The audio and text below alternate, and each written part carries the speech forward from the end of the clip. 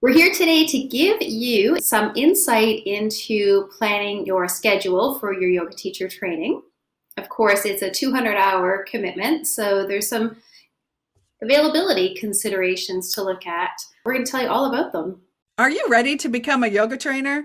Welcome to the Yoga Trainer Fast Track. We help experienced yoga teachers become trainers in their very own yoga teacher training school. If you wish it was easier to have your own training, we share tips and tutorials to make your wish come true. If you're an experienced yoga teacher, like and subscribe to get free resources so we keep making more videos. Let's get started. Okay.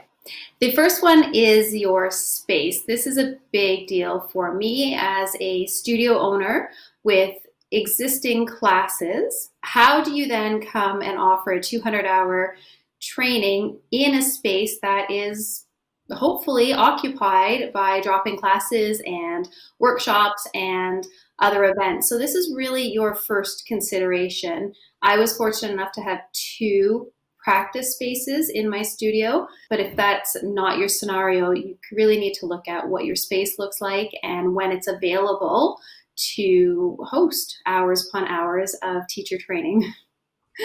What tips do you have, Aruna? Yeah, definitely the space, because most studios are so busy in the mornings on Saturday and Sunday. And then the second thing is, like, probably as important, is the students' availability. And when are students available? Because your studio was probably available from Monday to Friday from 10 a.m. till 3 p.m. A training is not going to work at that time, even though your space is available, because your students aren't available. So you've got to factor in what works for your students. The other thing I want to get people to think about, depending on how broad your market is your students' time zones. When I've done teacher training in the past, I've had students coming in from other countries who were in different time zones. So for instance, we're in Eastern Standard Time, and I had a few people registered who were in on the Pacific Coast. And so I originally had started my training at 9 a.m., which for the Pacific Coast people was 6 a.m. And then we bumped it up to 10 a.m., which not a lot of people minded. Some people wished we had started earlier, but that at least was 7 a.m. for the Pacific time zone. That student availability is really important. Students they're not going to want to train in the middle of the night, and they're going to not want to train on long weekends, which we talked about in another video. But all that student availability is a big important factor. And what about for you as a trainer? What about your availability? Well, Aruna, you make a great point. Once the morning classes are done, all afternoon the studio sits completely empty until the evening classes begin. And that's the time that I also had available. So it would have been great to fit in 4 to 5 hours of teacher training. But you're right, it's not realistic. So the second consideration in terms of people is your availability. And of course, you do need to work around your students. And it's so hard to know what people's availability are these days and what their work schedules are, and aligning it with something that works for you. I'll call it fortunate in a way in my business life that my children actually went to their dad's house every weekend, so every Saturday. So it was a perfect time for me to be available now. If I had my children home with me on Saturdays, I probably wouldn't have been so eager to lead a teacher training every single Saturday, but because they weren't with me, it made sense. We were able to find that common ground, what works really well for me and worked really well for the students. But you do have to consider not pulling yourself into 1,000 pieces to serve every individual schedule. So I really recommend looking at your student schedule, getting a gauge of what's available. And sometimes your students, they might have to move a couple of things around so that you're not being torn in too many different directions, and finding that nice balance of what works for you and what works for them, because once their 200-hour training is over, you have to continue doing it all over again. So you don't want to go into trainer burnout. So finding a nice way for the training to fit into what you're doing already and your availability is important. I think that deserves like a deep breath. Let that sink in. You can't burn yourself out as a trainer. And I know you and I both had points when, as trainers, we thought we're bringing in other trainers now. Yeah. Like we don't have to do it all alone either.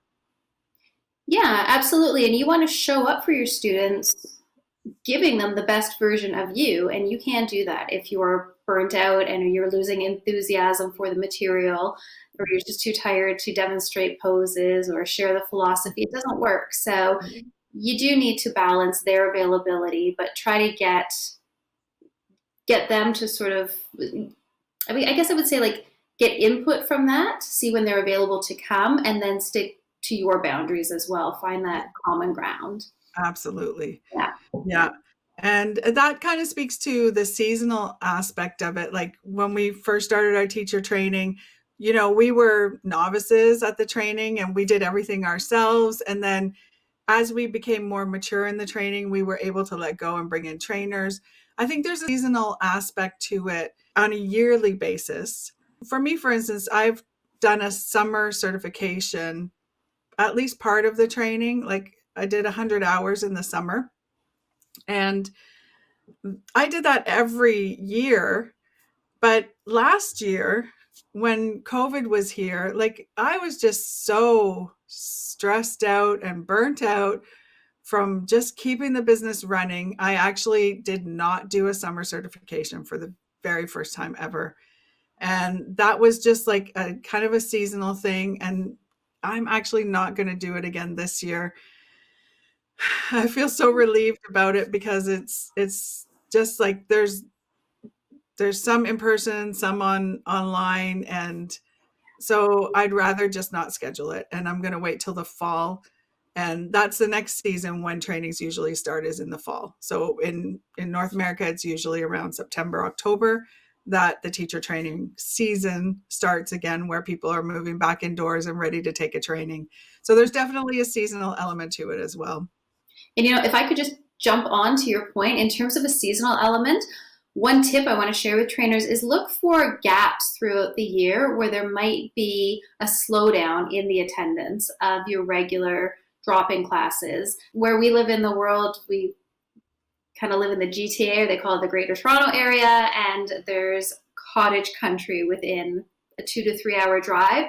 So typically in our part of the world, attendance would go down in the summer. Most regular committed students wanted to spend their summer at their cottage. So we knew that attendance was going to be down, and that was a really great place. We could fill that gap with a summer intensive training. So that might not be the same for everybody where you live, but July and August were great months for us to run trainings. So look for gaps where there's natural breaks in your year-round current schedule and see if you can fit in a training. I highly recommend that. It's good for business.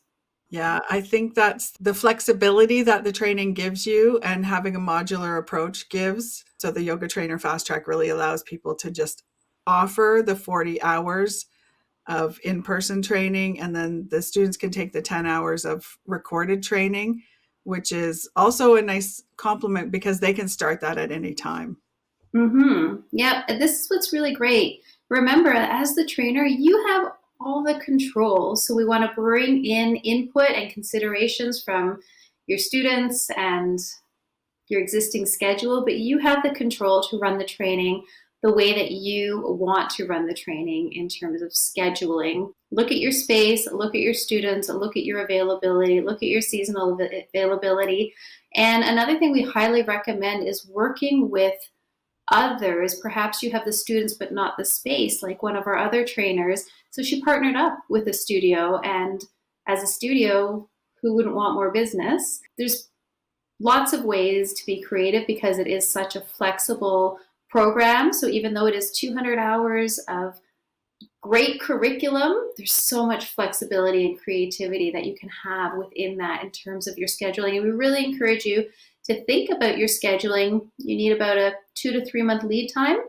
So as of today, think about when you want to start your training. Fast forward 2 to 3 months, and we can certainly get you there with the Yoga Trainer Fast Track.